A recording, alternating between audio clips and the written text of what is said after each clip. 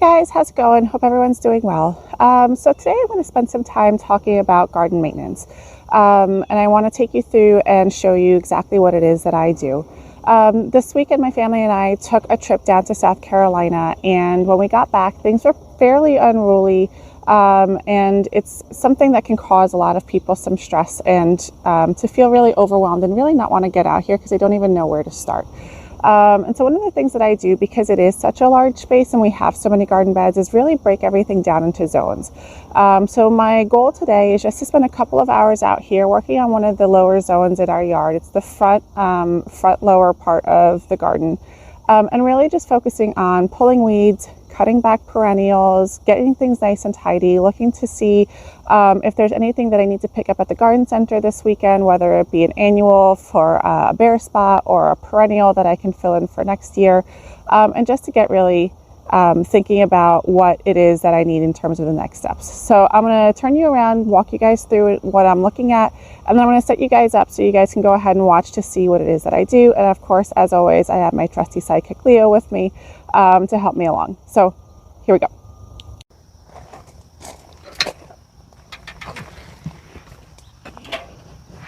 All right, so this side is still looking pretty full. These are hibiscus and they are done blooming. They do not want to be cut back right now because if you do cut them back, the crown of the plant will rot. So right now we're just going to leave these as is. But if I look in the distance right back there, there's some giant weeds that I need to get out of there because that looks really quite awful.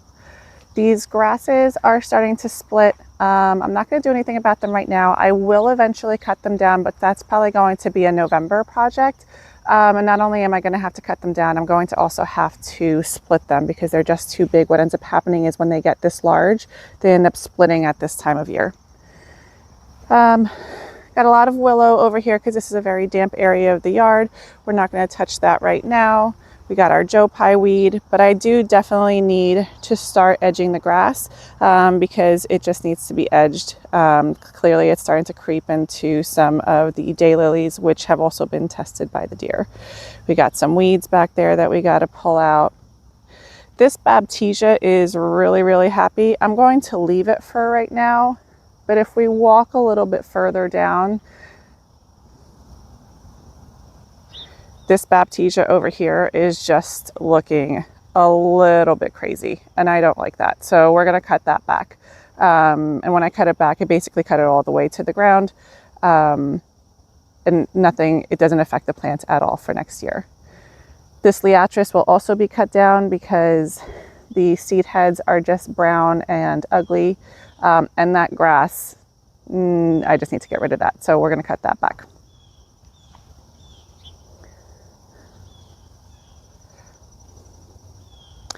This is a peony tree that I actually dug out of my parents' yard, and while it looks like it's dead, it is actually sprouting from the bottom.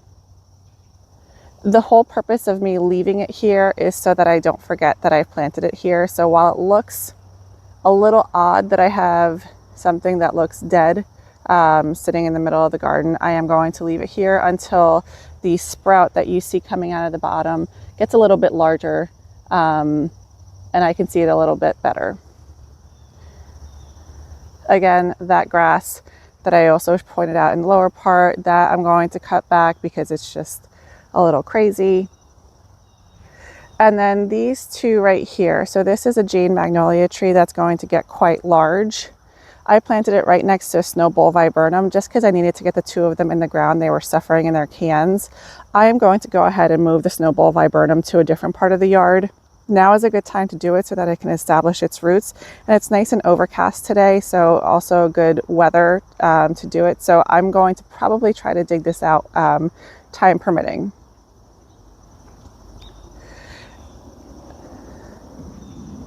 And then the rest over here is really just going to be cut back. There's Liatris over there that looks like it's browned up. So I'm going to cut that back. The catmint is looking fine right now. But we could probably use to trim this shrub up because it's looking very, very shaggy. All right, so that's the plan for today. Here we go.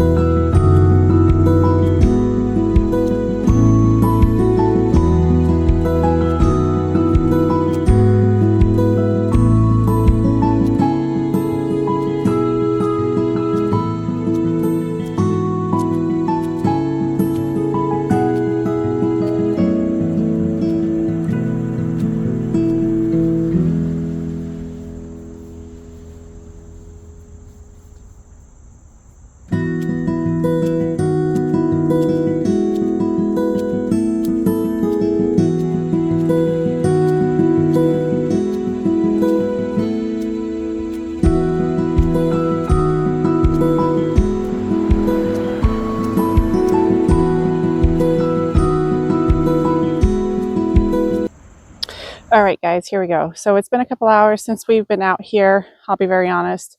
I spent most of that time looking for my tools, which I was not very diligent enough in putting away before we left for our vacation in South Carolina, but so it is. So here's what we have accomplished. We've gone ahead and edged the entire bed. We've expanded places that were growing a little bit too much into the grass. Now, I typically keep a pallet of black mulch on top of the large mulch delivery that we get in the spring just to cover up any of these types of areas. I have ran out of that, so I will be making a trip to the garden center this weekend to pick up some black mulch so that we can make sure that the edge is also still mulched. We did go back and pull some of the weeds. We went and deadheaded some of the liatris. I pulled back that baptisia back there. I did set that aside because I really do like the leaves of it, and I am going to be putting that in a vase in the house at some point. I did remove that Chinese snowball viburnum, and in its place I put this phlox, which was actually back there and being suffocated by all the plants around it. So this way it gave it some more breathing room. I did end up also trimming back this Dusty Miller, which was growing into the grass a little bit too much. And what I ended up doing with the trimmings is just sticking them into the ground over here because they do tend to root pretty easily. So I thought that this might be a good place for them. As long as I keep them watered, everything should be basically fine. And that's it. That is what we accomplished today. In terms of any bare spots, I don't think that we have any. I think we'll be good in terms of perennials. I think we still have lots of color in this garden. So outside of the mulch, I don't think that we're going to need to do anything else. All right, guys, I think that's a wrap for today. If you guys like this content, please like and subscribe to the video. And I will be seeing you in the next one. Oh, look at that pretty butterfly.